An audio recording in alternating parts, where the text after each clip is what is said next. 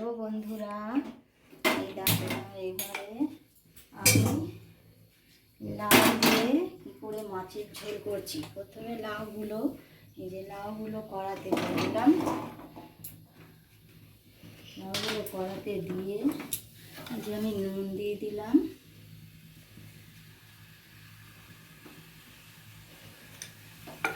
এই যে হলুদ দিয়ে দিলাম,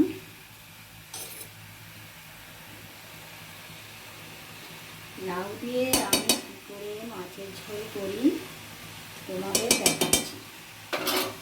এই দেখো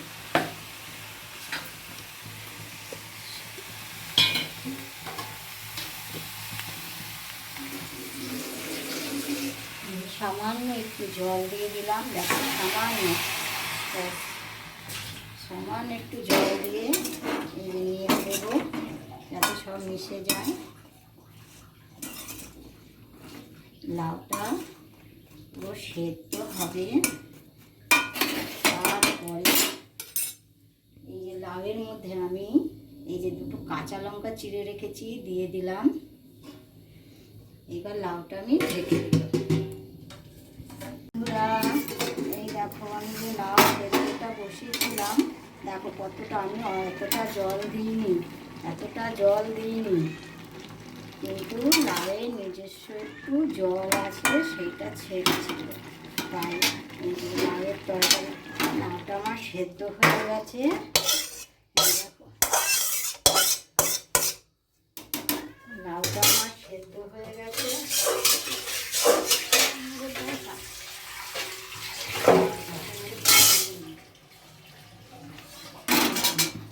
এবার দেখো কী করি, আমি কী করে লাউ দিয়ে মাছের ঝোল করি।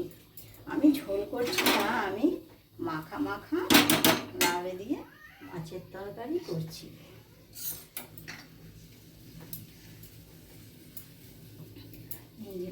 আমি এবারে লাউয়ের কড়াতে তেল দিয়ে দিলাম।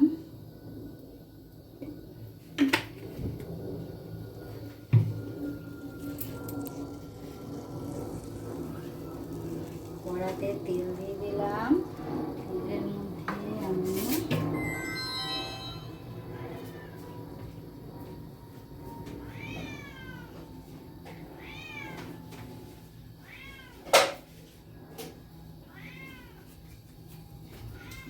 তেলটা গরম হয়ে গেলে এই তেলটাই যে আমি আর ছোট ছোট মাছ নিয়েছি, মাছগুলো একটু ভেজে নিয়েছি। হ্যাঁ, লাল লাল করে মাছগুলো একটু ভেজে নিয়েছি। আমি একটু লাউ তরকারিতে ছোট ছোট মাছ দিয়েছি, ছোট ছোট মাছ নিয়েছি। আর এই যে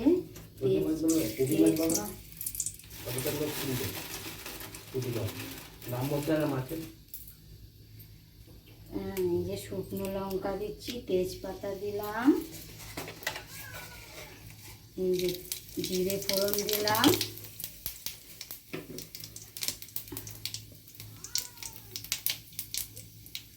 এর মধ্যে আমি আপনারা চাইলে একটু বড় মাছ দিয়েও করতে পারেন, তো মাছটা যেন জ্যান্ত হয়।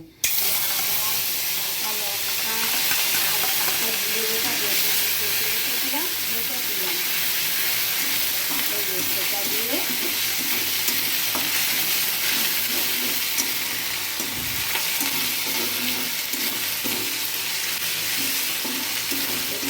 মশলাটা কষিয়ে নেব।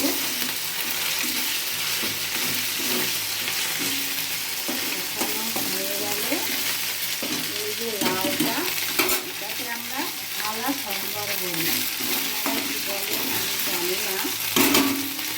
এটাকে আমরা থালা সম্বরের তরকারি বলি। এবারে এই লাউটা আমি ঢেলে দিলাম।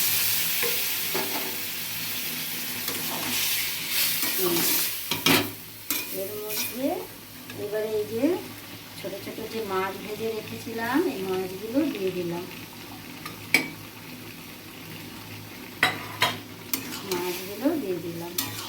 তারপরে এর মধ্যে আমি একটু ধনে পাতা দিলাম।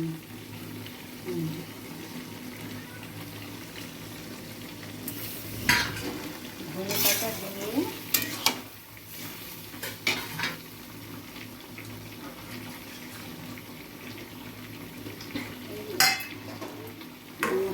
আবার জলটা দিয়ে দিলাম একটু। আমি লাউয়ের মাখা মাখা মাছের তরকারি করলাম। এবার ফুটে উঠলে এটা হয়ে যাবে। আমি সেদ্ধর সময় নুন হলুদ সব দিয়ে দিয়েছিলাম, ঢেকে দিলাম। এবার ফুটে উঠলে, হ্যালো বন্ধুরা, এই যে আমার লাউয়ের তরকারি হয়ে গেছে। এই আমার লাউয়ের তরকারি আমি এখন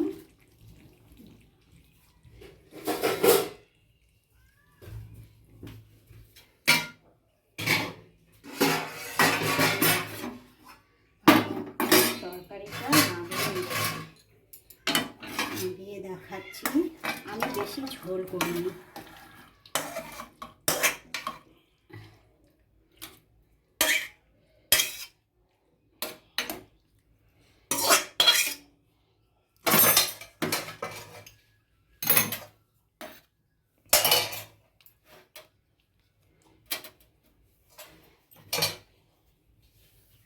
এই দেখো লাউ দিয়ে ছোট ছোট মাছ দিয়ে কিভাবে তরকারি করে, লাউ দিয়ে তরকারি।